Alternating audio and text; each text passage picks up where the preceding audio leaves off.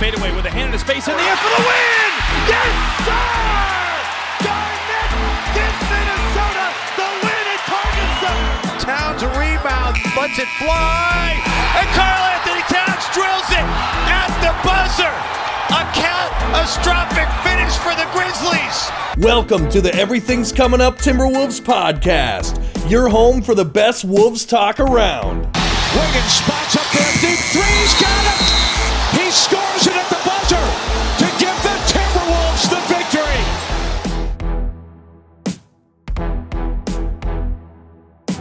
Welcome in to another episode of the Everything's Coming Up Timberwolves podcast. My name is Gabe Anderson, and I'm joined by Chris Emerson. Chris, how you doing?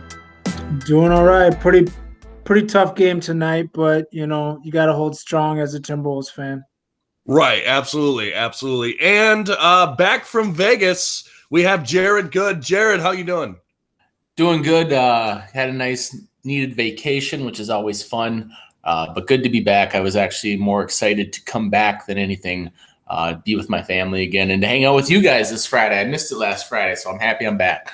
Yeah, absolutely. Yeah, we had Donovan in. He did a good job, but we're happy to have you back, and we're sure that Donovan will have him back on a future episode. But, yeah, a lot of Timberwolves to talk about. We had the trade deadline go by. We had and the Wolves did nothing, but we'll talk about that in a little bit. Some huge moves in the NBA. But first, we got to talk about it.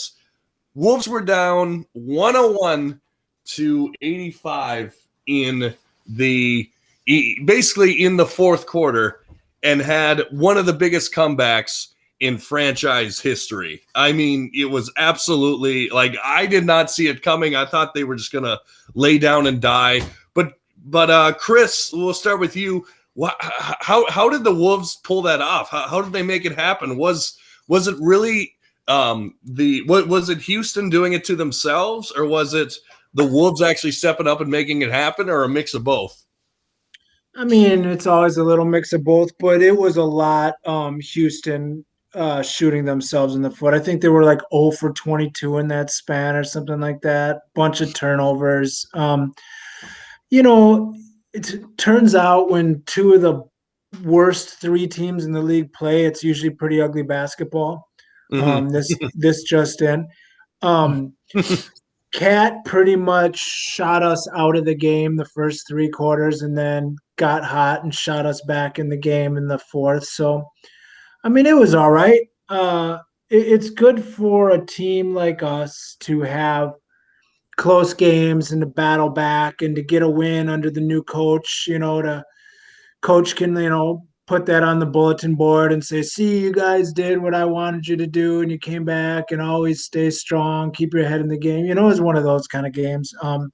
Right. It was fine. It looked good. But, yeah, I would say it was almost more Houston falling apart than us actually taking a victory. Okay. And then, Jared, do you agree with that, or what did you see last night? Well, one thing that I thought was interesting in last night's game is kind of what we're doing with Juancho. I mean, Juancho's seeing some minutes again. He shot well last night, and again, he saw some minutes tonight. Wasn't as efficient, but we'll talk about it later on when we talk about some of the trade review stuff. But it's interesting to me what they're doing with Juancho and Vanderbilt in particular. Two players that I'll talk about a little bit more, but I thought a lot of it was really good from Juancho in the game. He got some shots to fall. I think he shot 70% from the field. You get a guy off the bench that shoots 70%. That's the recipe for a comeback. And a guy like Juancho that can stretch the floor and shoot some threes, that's how you're going to get back in games. Mm-hmm. Absolutely. Yeah, he finished with 19 points on the night. Actually finished with, I believe, a double-double. Maybe he was one rebound short. One short. Yeah, one short, but pretty close to a double-double. And if you can get that out of Juancho Hernangomez, I'll take that every single night. So, yeah, kind of and like you were saying, Chris, a lot of that comeback was like John Wall like dribbling it off his leg or passing it to no one in particular. I would say a lot of it like you said, we're two bad teams going at each other, and one bad team just completely crumbled at the end. But I will say the Rockets did come out tonight, and I think they made a little bit of a statement. Would you say, Chris?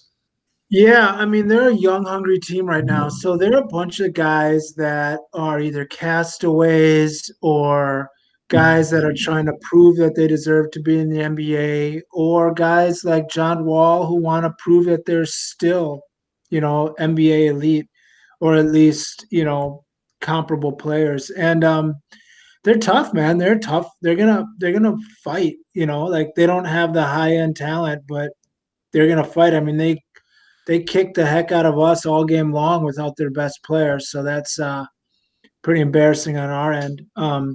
Although it might not be long before Kevin Porter is their best player. So we'll see. That's true. Yeah, he's really making some strides. I heard that in the broadcast that he was like the leading scorer in the G League bubble and was tearing and up assists. And assists. Yeah. The kid's a stud. I mean, I might have mentioned it. I might have mentioned it last or a couple podcasts ago, but I had him, not like I'm a GM or anything, but I had him in the top 5, top 10 of my draft that year. I thought he had as much boom potential. This is the Culver draft. I thought that year what the Timberwolves needed to do was to find a star, obviously, and they ended up trading and getting D'Lo, which was good, but we needed a star to, somebody with the highest star potential is what I wanted. And I thought Kevin Porter Jr. was top 3 in that draft for just pure star potential if, everything aligns. And right now, man, that kid is tough. Mm-hmm. Yeah, absolutely. And, he's really he's in the perfect spot because he's in a place where he can shine. Like there's not too many stars on the Houston Rockets, so he can absolutely get some minutes and maybe build his resume for either the Rockets or an upcoming team, maybe like a contender, like to come off the bench and put up some big minutes. Jared, you got some? What you got, Jared? Yeah, so with Porter Jr., and this is something that I've kind of looked at, a player that I actually really like. But he reminds me a lot of Victor Oladipo pre-injury. He can shoot, he can get assists, he's athletic as hell.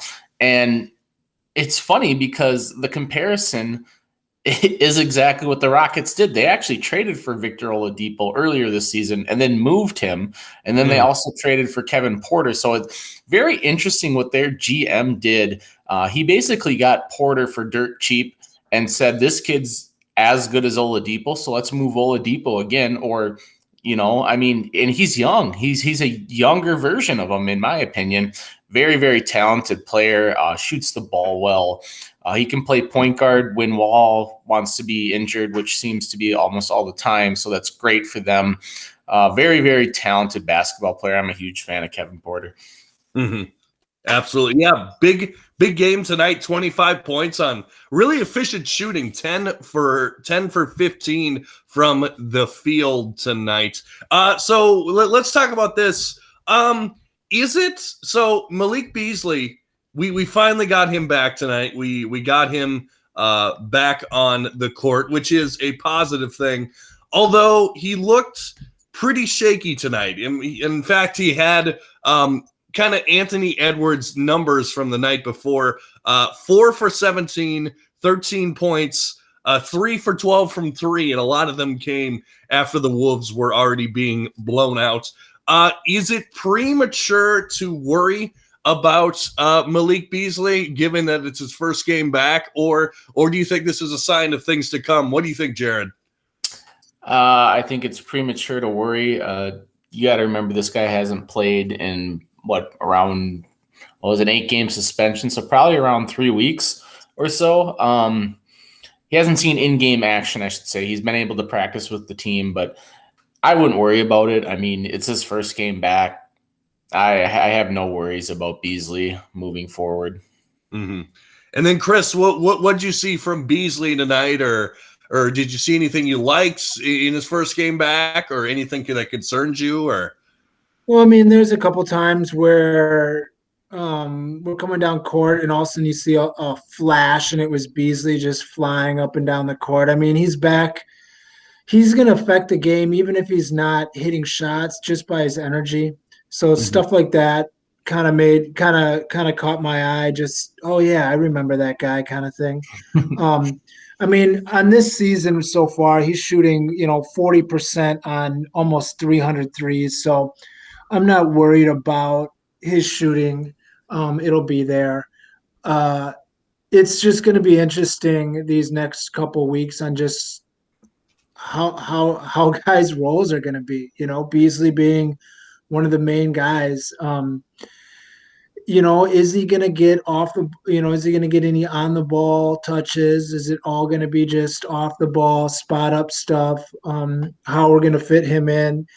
How Rubio is going to fit in when D'Lo comes back? Like it's going to be fun. Like you said, Wancho's been one of our better players the last week. I mean, he's played, I don't know, maybe 4 out of 5 games. He was very solid. We've got a lot of moving pieces. But Beasley, definitely, I don't have any concern yet. Okay. Talk to me in about 5 games. Maybe something will change. But right now, I think he's all right.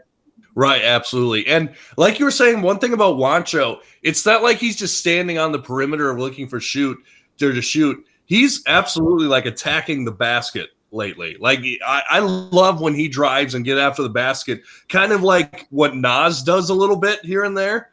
Like he doesn't just post up. He'll do a pump fake and then kind of attack the basket and do like a move. So that's what I have really liked from Juancho Hernangomez the past couple games. But what I kind of want to move to is I noticed at the end of not tonight's game, because who cares who finished tonight's game, but our starters did. That was what was interesting.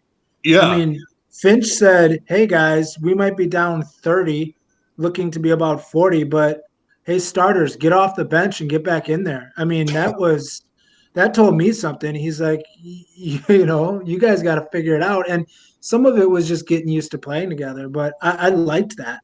That was something I liked. Right. But I'm sorry, back to what you're saying. Oh, no. Yeah, that's good. I actually missed. I gave up on the Wolves, honestly, in the fourth quarter because I'm like, this isn't going anywhere. So, no, right. That's good. That's good you mentioned that. But particularly for that 22-0 run, the interesting part of it was there was no Anthony Edwards in the lineup. And I believe, I forget which game was it where he didn't finish with the Wolves and he was asked if he was okay with it. And he basically said, no, I'm not. Do you guys remember which game that was? It was the game right before. Oh, was it? It was back-to-back nights that he hasn't finished. And I don't think he finished. Oh yeah, he did tonight.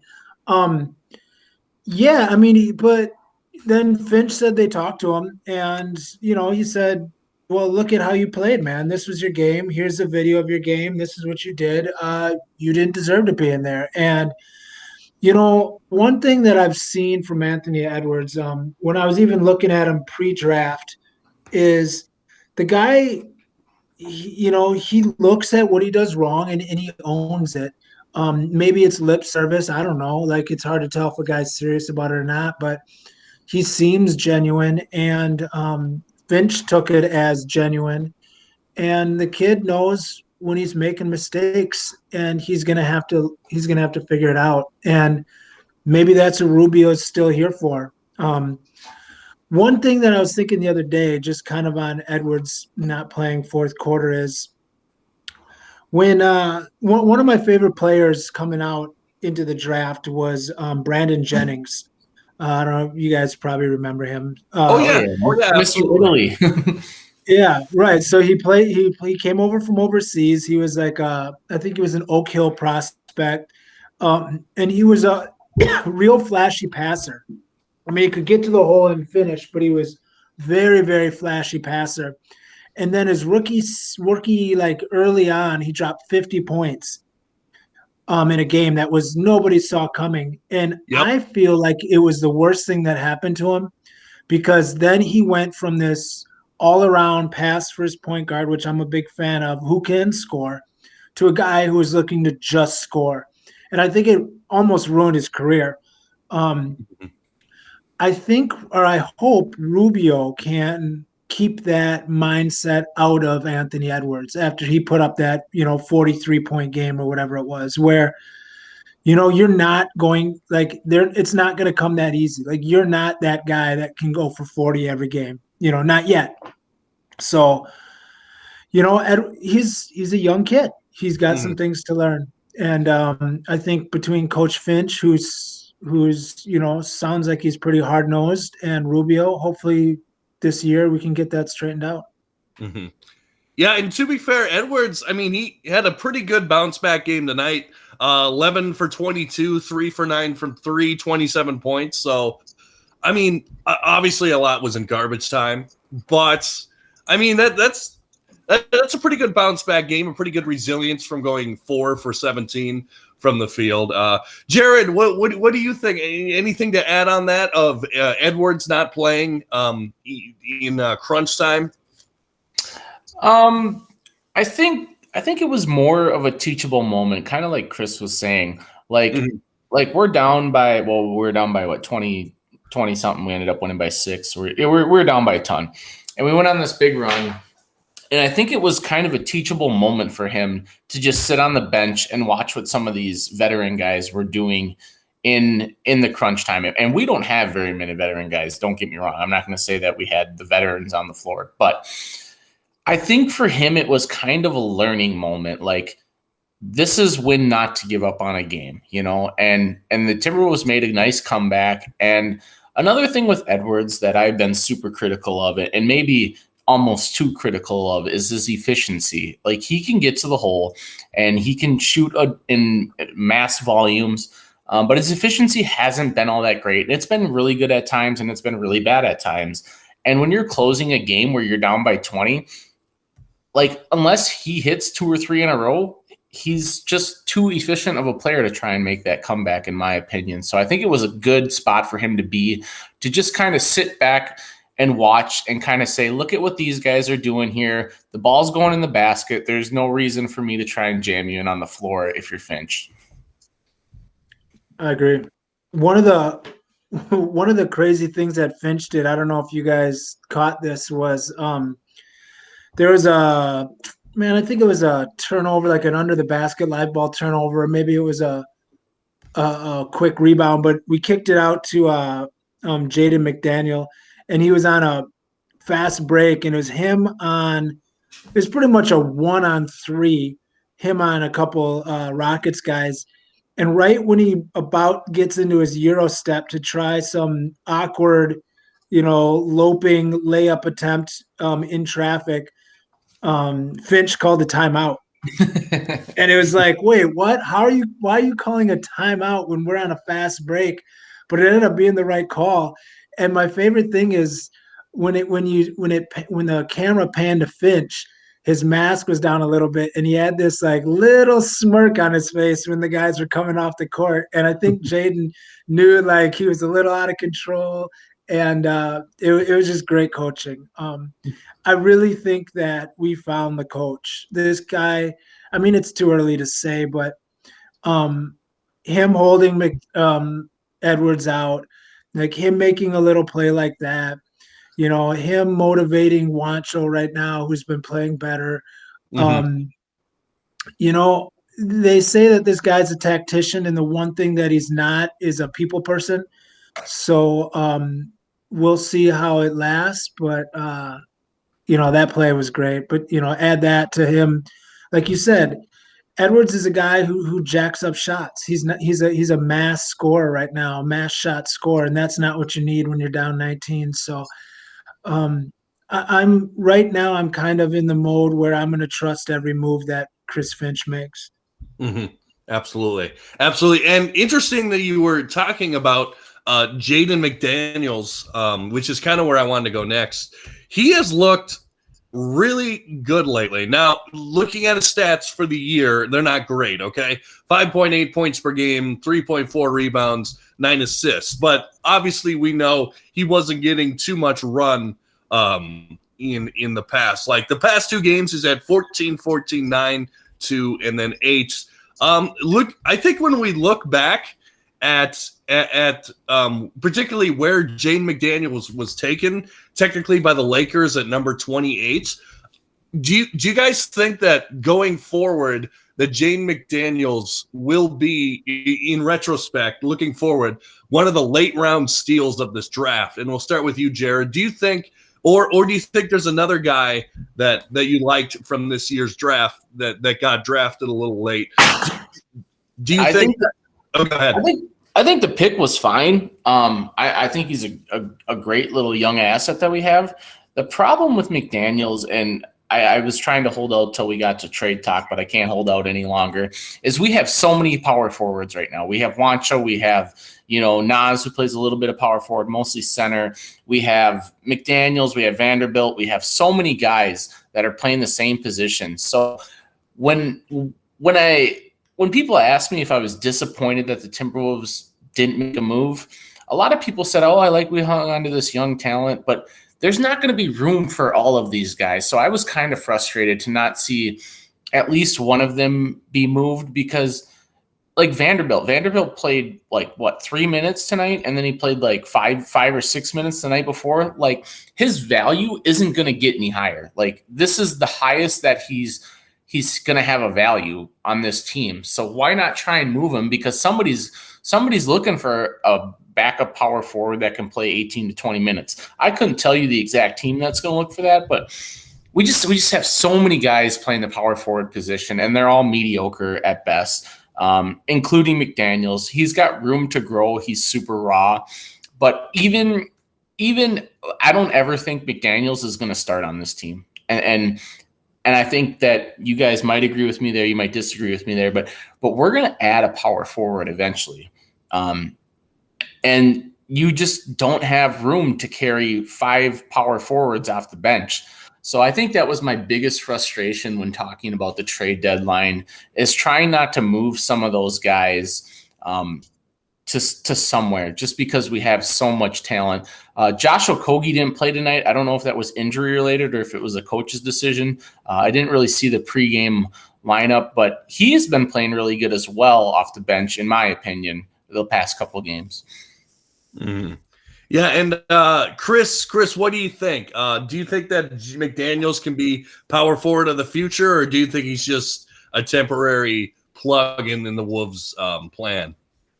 Well, Kogi, I think, is out with COVID-related stuff or contact tracing or something. But so I like McDaniels a lot more at small forward than power forward, because I think that his defensive upside is as a wing defender.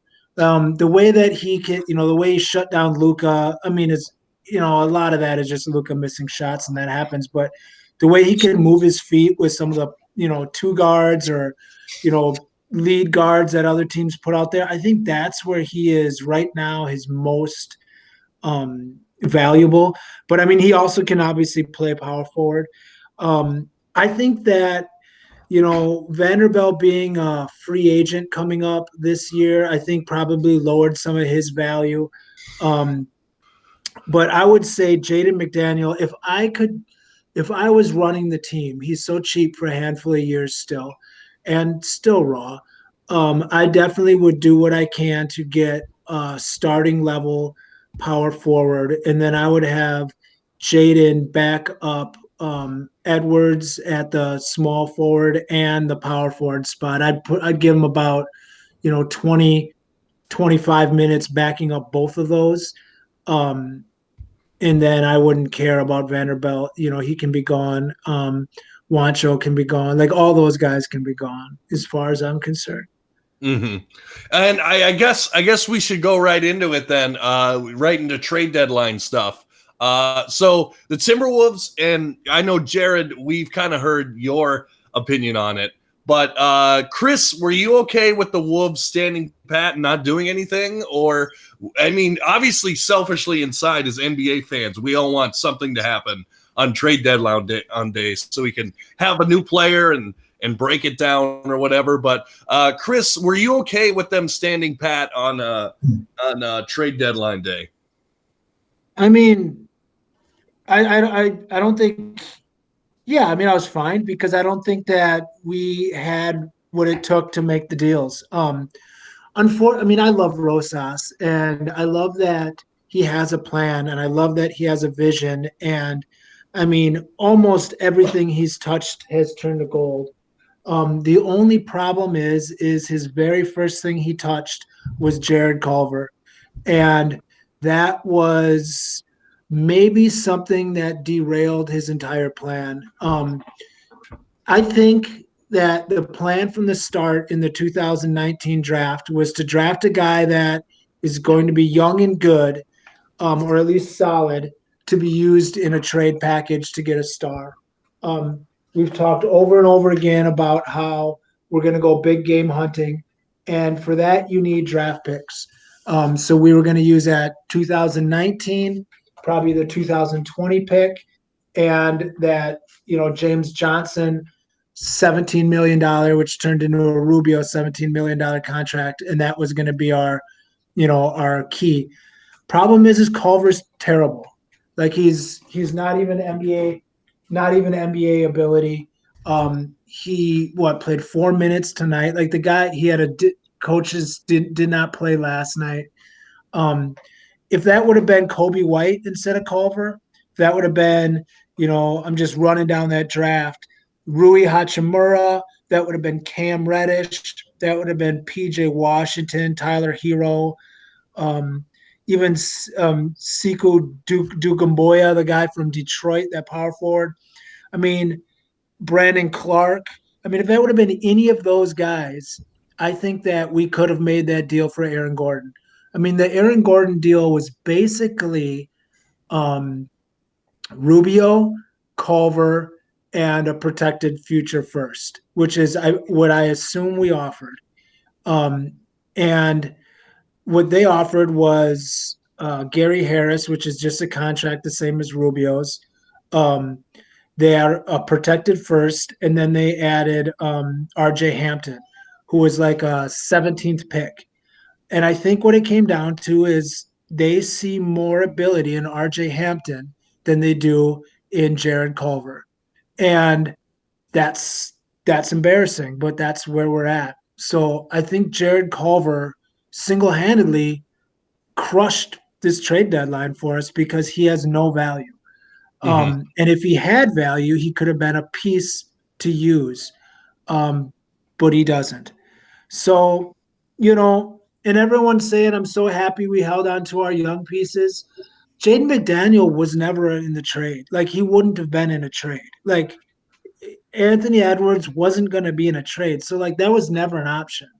I mean, yeah, maybe Noel, but, like, Noel's not turning turning the tides on any trade. He's a solid young player, but that's about it. But I mean, I was fine with what we did because, we held on to Rubio. We didn't move him for nothing, and now we can use that contract with hopefully the top 3 pick next year and try to get an asset. Mm-hmm. Absolutely.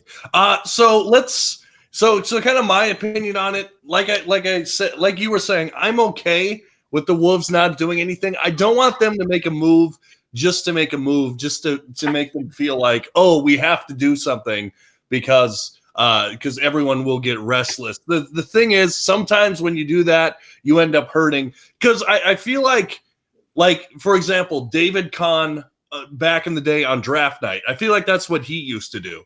He used to just make a move just for the sake of making a move, just so, like, our draft pick history could be as complicated as possible. So, like, that's basically what David Kahn did. So I'm okay with them standing pat.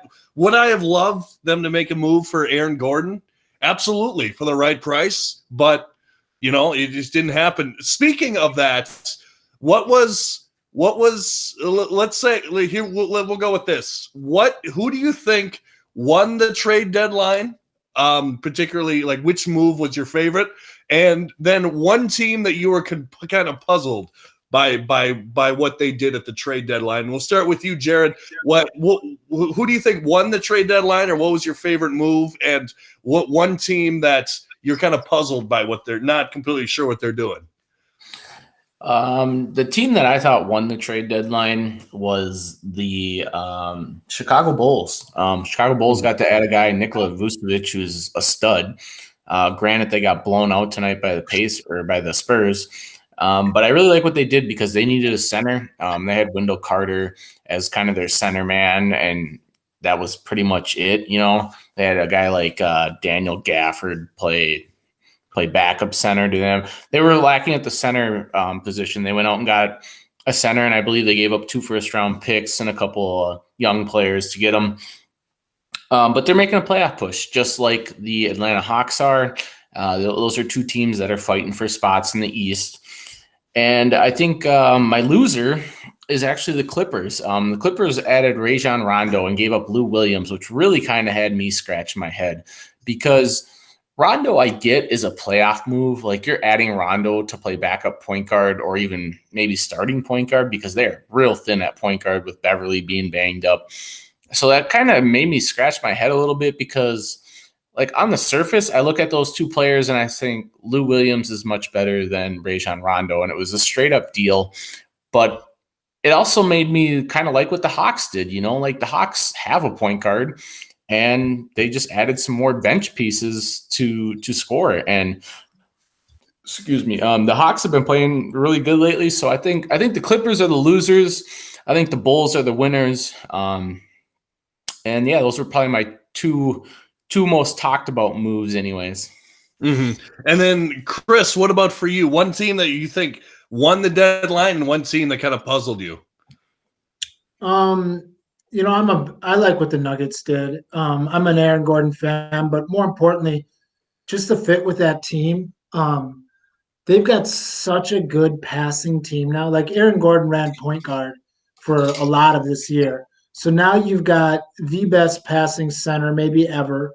You've got a power forward that ran point guard. You've got a small forward in Michael Porter Jr., who's definitely comfortable with the ball in his hands. That's going to be a fun team to watch. Like, they now have the talent to match up with, top of the West kind of teams. So it's going to be fun to see that. Losers, who didn't the Celtics got Don't Google Me, and who else? They got Fournier, and who was the other guy they got? Or was it just him? Or was it just him? I think it might have been just him. Or that was weird. I like Tice. And a lot of the thought was that's because they knew that, like, Aldridge or someone was coming there who actually went to the Nets today. But Boston, I don't think really came out that high. Like, I like Evan Fournier, but as a shooter, like, they kind of got guys that are going to have the balls in their hand. Like, I don't see exactly how, like, his strong suit really meshes with what they're doing.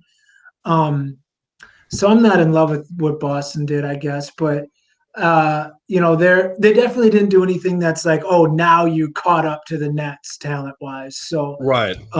I think that, Portland made a move to get a better player with Norman Powell, but again, local boy, I forget his name, who's Gary Trent. He's good because he's like we were talking about Cat last week. Like, he's a guy that doesn't need the ball in his hands a lot to be effective. Like, he's a catch and shoot kind of guy. Where I feel like Norman Powell needs a ball in his hands a little more, which, you've already got 2 guys that are pretty ball dominant. So I don't know how that fit really works. So I think the best fit for a high level team that'll make a difference was Denver. And I think Boston didn't really do much. Okay. For me, I'm going to say, and I guess I'm going to go with the other big trade. I think the Miami Heat did really well at the deadline. I mean, they got Victor Oladipo, they got another star for Butler, and they did it without giving up Tyler Hero or Duncan Robinson. basically, or Precious Achua, any of their young core, they did it without giving up any of that. And so Right. I thought that was an absolutely genius move for them to do. And then my loser. Oh, actually, do you have something on that, Chris? Go ahead. Yeah, I was going to say, I think my winner is everybody who did not trade for Kyle Lowry. The price that was supposedly being kicked around for Kyle Lowry was unbelievable for like a 1-year guy I mean, I couldn't imagine giving up the stuff that they were saying you were going to have to give up for him. So, yeah, I think the Heat making getting Oladipo for basically pennies was a great move. Right, and absolutely, yeah. And you see, I see that like kind of the move you were saying, moving the needle a little bit. Like, I mean, Yeah. like they move the needle much more than the Celtics did, or any teams like that. Like, I mean, think of the starting lineup. You have Bam Adebayo, you have Victor Oladipo, Jimmy Butler, does Duncan Robinson come off the bench, or does he? He starts. He starts. Duncan Robinson and then Tyler Hero. Like, their lineup is always juggled. Yeah, for sure. But at least you have those pieces there. I think the Miami Heat did great, and I wasn't going to pick a team. I was going to pick the real loser is Kyle Lowry, because I don't see like is his value going to go up at all? Like either the Toronto Raptors are going to have to dramatically drop what they want for him, or he's just going to fledgling have the rest of his career in Toronto. And maybe that's a great thing. Maybe he likes going off in the sunset with the team where he started, and maybe he already has his championship, so maybe he's cool with just, I got one.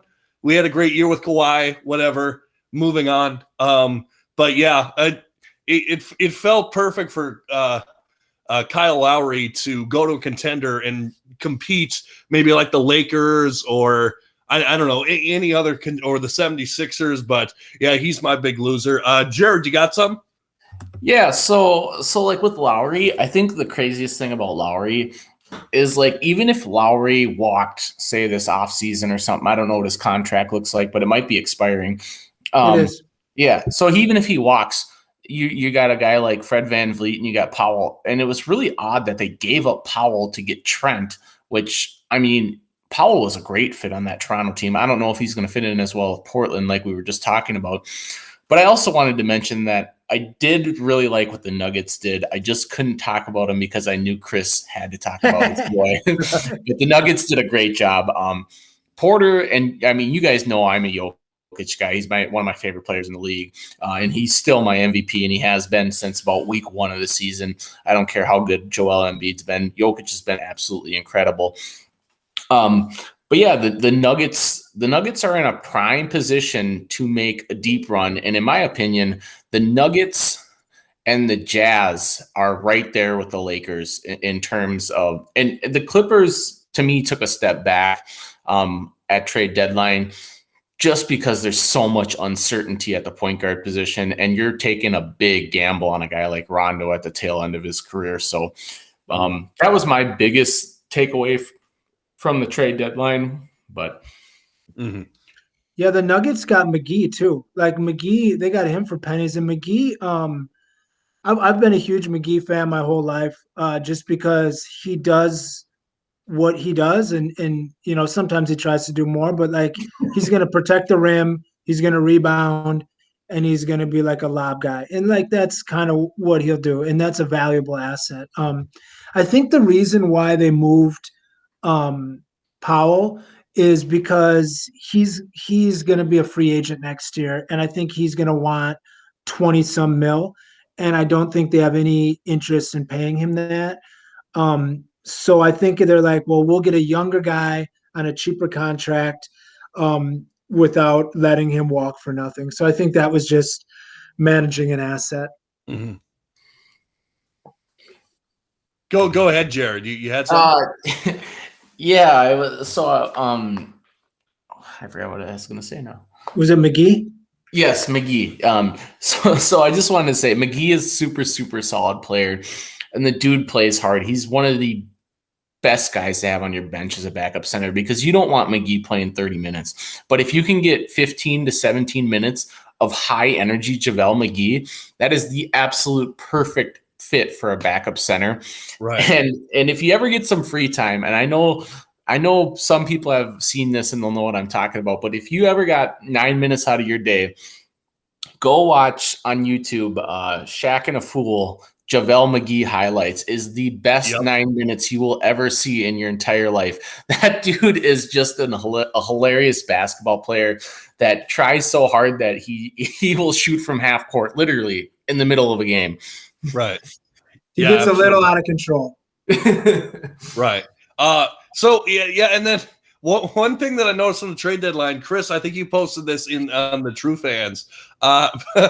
Apparently, the Magic, who, I mean, we didn't talk about them, but what a crazy trade deadline if you're a Magic fan. Like, if we were Everything's Coming Up Magic podcast, we'd have a lot to talk about today.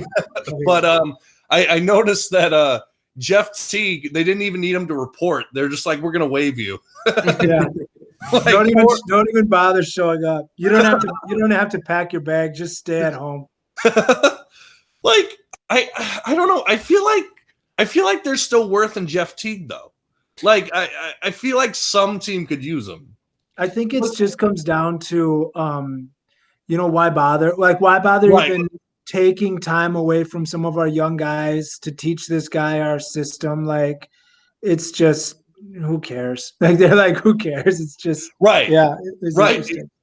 Look at a team like the Clippers. Could Teague not fit on there better than Rondo? I don't know. I mean, Rondo's a very good player, and in his prime, he was incredible. But he's about 3-4 years out of that already. But Jeff Teague could offer a lot of bench scoring to a team like that. Right. Jeff Teague is a scorer. That's what he is. He's going to score 15 to 18, not every night, but, if you give him 24 minutes off the bench, he'll get there. But, like, I just don't understand the Rondo move with the Clippers because, I mean, he plays defense and he's great in the playoffs. But when you're talking about a guy that's 3 or 4 years past his prime and you got Kawhi and Paul George for, I don't know how long they're together, but they disappointed last year, and I think they're going to disappoint again this year. Mm-hmm. And that kind of makes you scratch your head a little bit when you're making big moves like that. Right. I think they're looking for a leader. I think they know that Kawhi's not locker room leader guy, and I think they know that what's his name? I can't think of it. Yeah, Paul George. I think he's not like locker room leader guy, and I think they want a guy who Rondo fills that role as a, I've been here before, I'm at least going to talk the talk. I might not be able to walk the walk anymore, but I think that was the main purpose of that trade, was just to bring in a leader, which is crazy because their team is all vets, but none of those guys are like the guy that you think you're going to go in a battle leading the charge. Right. So was Lou Williams not that guy then? Like, is he not a leader type? I don't think Lou will. I mean, I think he'll lead you to the strip club. I think he'll lead you to the after party. But I don't think that, like, he'll lead you to the back room at Magic City in Atlanta. But I don't think he will lead you in the playoffs. Sure. Yeah, that makes sense. One thing that I wanted to mention, a guy that was very well liked here in Minnesota just got bought out by the Memphis Grizzlies. Gorgue Dieng is now out there. I don't know. I feel like bring him in and give him a shot, like on a small contract. What do you guys think? Like, or Jared or Chris, what do you think? Would you like to see Gorgue Dieng back in a Timberwolves uniform? In a Timberwolves uniform, no. And I love Gorgie, but in a Timberwolves uniform, no. We just have so many people on the bench that we don't know what their futuristic role looks like. And sure. I think that adding a guy like Gorgie just adds another piece to the puzzle of what, he's not going to be here. I mean, if we picked him up and let him, it's just going to cut into Nas's minutes, which are already down. And I wouldn't be for adding Gorgue Dieng right now, even though we're horrible and the rest of the season doesn't matter. But he reminds me a lot of a guy like we just talked about, JaVale McGee. You put him on a contending team, he plays 15, 20 minutes. Solid player, plays defense. That's the kind of team that Gorgue needs to be added by. Maybe a team like a team that I said last time I was on with you guys 2 weeks ago was the Toronto Raptors. They need a big, and they still don't have one outside of Chris Boucher. That's their only big, and he comes off the bench and plays like 30 minutes. But do I think Gorgue Dieng is better than Aaron Baines or some of these other guys that they're starting at center? Yeah, probably. Mm-hmm. Yeah, absolutely. Yeah. So yeah, maybe a different team for Gorgue Dieng. I don't know. I'd like to see him come back. Yeah, go ahead, Chris. Maybe the Celtics. We were just talking about the Celtics getting rid of Tice. It'd be there, but yeah, Toronto be good. The one thing I love is that they bought him out. There's nobody in the NBA. Maybe LeBron would be the only one I'd say this, but very few people in the NBA that use their money better than Gorgie. He is supporting everybody, back in Africa, helping building schools, building safe places. He's just a great man. And he's a solid basketball player. He's a guy that, like you said, if you give him 20 minutes, he's not going to do anything in those 20 minutes that hurt your team. He'll give you some help, but he's at least going to be solid. But yeah, I wouldn't take him here just because, like Jared pointed out, we've just got so many question marks. Right, for sure. And like you said, we have a lot of power forwards. So, what's one more? It's kind of the thing. So we're looking forward. We're kind of coming towards the end of the show, but looking at the week ahead, as we usually do, you can probably count on a gigantic L on Monday.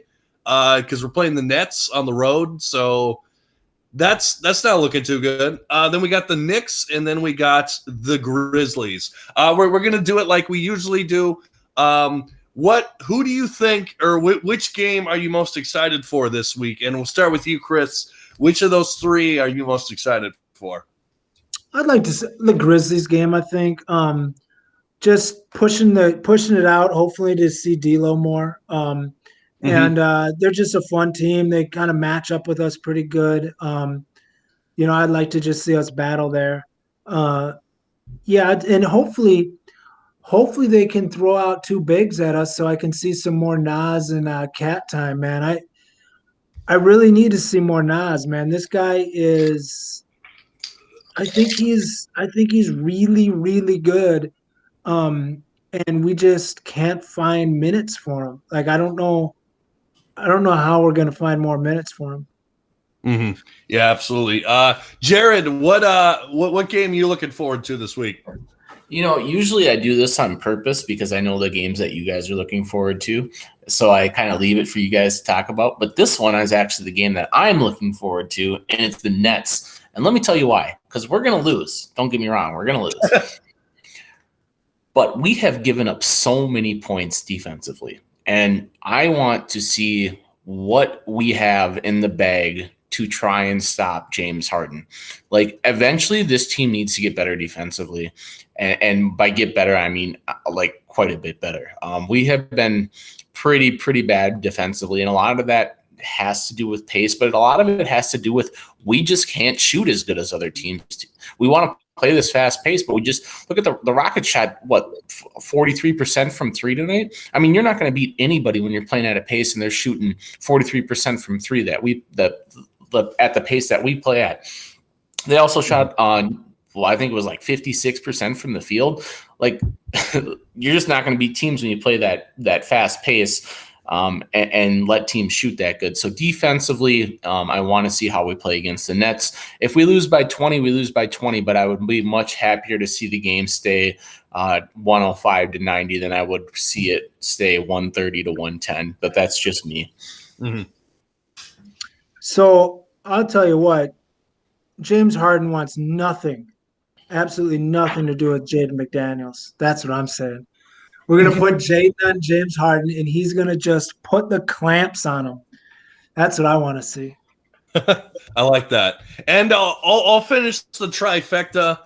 As I've said in the past, I used to be like back in the Carmelo and Amari Stoudemire days. I was a big Knicks guy, so I always like it when the Wolves play the Knicks. It's New York. It's big market. It's box office. It's Spike Lee at midcourt. I know that it's in Minnesota, but I don't know. There's something about the Knicks. Also, Tom Thibodeau connection.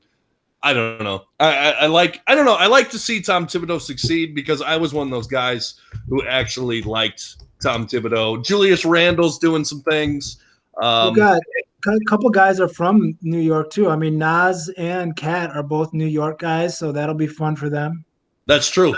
And don't look now, but the New York Knicks are the 5 seed in the East. So But they almost lost to the Bucks JV squad tonight, which I don't know if you guys looked at the Bucks lineup tonight.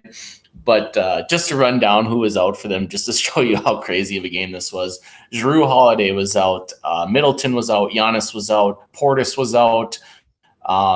DiVincenzo was out. Like, they started Giannis's brother, and he had like 23, 10, and 5 and played like 30 minutes. So it's kind of a crazy game because I was kind of looking at that game just because it was such a crazy lineup. Mm-hmm. But that kind of made me scratch my head a little bit and think, man, are the Knicks really this serious when the top 6 scoring options from the Bucks are out? And I think they won by like, I don't know, 6 or 8 points, but they were losing and it was like tied at halftime. So kind of a crazy thing with the Knicks, but yeah. Have you seen Giannis's brother play? I've never watched him. That dude. So have you ever played basketball like in high school and you like against a kid that was on the wrestling team where like he gets like all up in your face and he like moves awkwardly. So like every move you make, like he like reacts wrong, which throws you off. That's this dude. Like he's the first guy on the floor for everything. He's jumping like he's like a super athlete, but doesn't know what he's doing. He's a crazy guy to watch in an NBA basketball game. Yeah, he had not necessarily wrestling, but I played with some football players who were like that, who just like it was always the football linebackers just trying to bully ball on the post. It's like, Jesus, man, none of them can shoot, so we would just put a wall in the paint, and it was kind of wild. But yeah, like you said, super awkward, and yeah, I think he hit a couple threes tonight too, and it's like, I'm sure they were ugly. Like he looked like Giannis out there. He was that good almost. Maybe they got hidden gem. Who knows? Maybe there's 2 stars in that family. But one thing I want to I was just looking here. This is kind of random, but right now, if the playoffs started right now, the 4-5 matchup in the East, and I think this is super intriguing, would be the Hornets and the Knicks.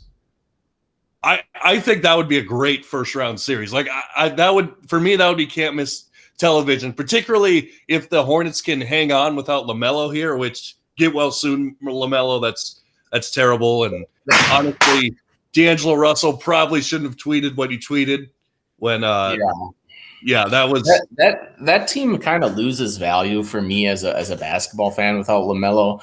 Nothing against the Hornets, it's an injury and it happens, but he is so exciting to watch, and it just makes the Hornets a lot less exciting. For me, the team that I'm looking at that has been doing absolutely amazing things, and I talked about them 2 weeks ago when we were on the podcast before I left, was the Atlanta Hawks under their new coach, and they've been playing some phenomenal basketball, and they're going to be a playoff team. So I don't know where they sit at in the standings, but they're going to make the playoffs. They are 6 seed right now, right behind the Knicks.